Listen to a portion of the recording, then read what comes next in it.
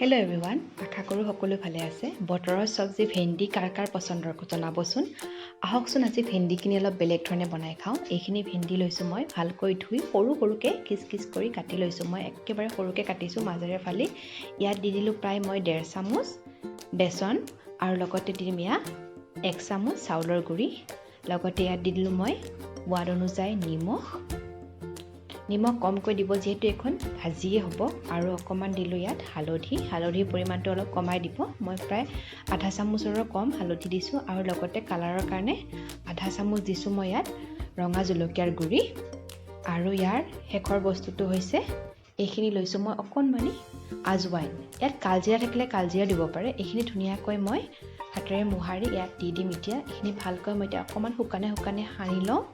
ইয়াক অকল শুকানে সানিলে নহ'ব যিহেতু বেসনখিনি ভেন্দিখিনিত লাগিব গতিকে ইয়াত মই অকমান প্ৰায় পানী দি যাম। এতিয়া অলপ প্ৰথমে অলপ পানী দিলোঁ দি কিনে এইখিনি ভালকৈ মই সানি লৈছোঁ।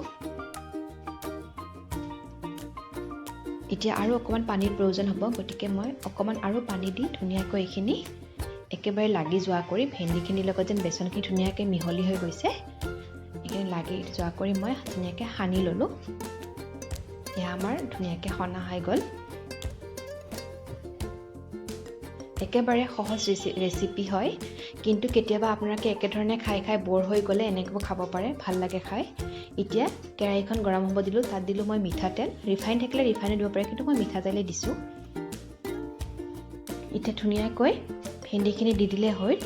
ভেন্দিখিনি মই মনত ৰাখিব ভেন্দিখিনি ইটোৰ লগত সেইটো লাগিব নিদিব। অলপ লাৰি দি যাব। অকমান জুইটো কমাই ৰাখিব যেহেতু জুইটো বেছিকৈ ৰাখিলে জ্বলি যোৱাৰ সম্ভাৱনা থাকে।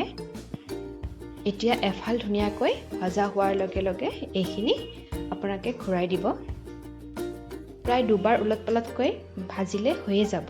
যেহেতু ভেন্দি এনেই কোমল বহুত বেছি ভাজিবৰ দৰকাৰ নহয় আৰু ভেন্দিকেইটা এনেও কোমলীয়া ভেন্দিয়ে আছিলে বাৰু।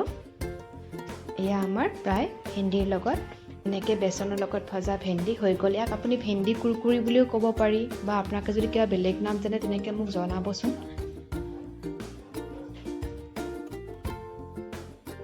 কেতিয়াবা নিৰামিষ ভাতৰ লগত এনেকৈ বনাই খাব খুব ভাল লাগে খাই কিনে। ইয়াৰ প্ৰথম টিপৰ ভেন্দিখিনি ভাজা হৈ গ'ল। এতিয়া মই দ্বিতীয় টিপত আকৌ অকণমান দিছোঁ যিহেতু বেছিকৈ দিয়া নাই অলপকৈ দিছোঁ।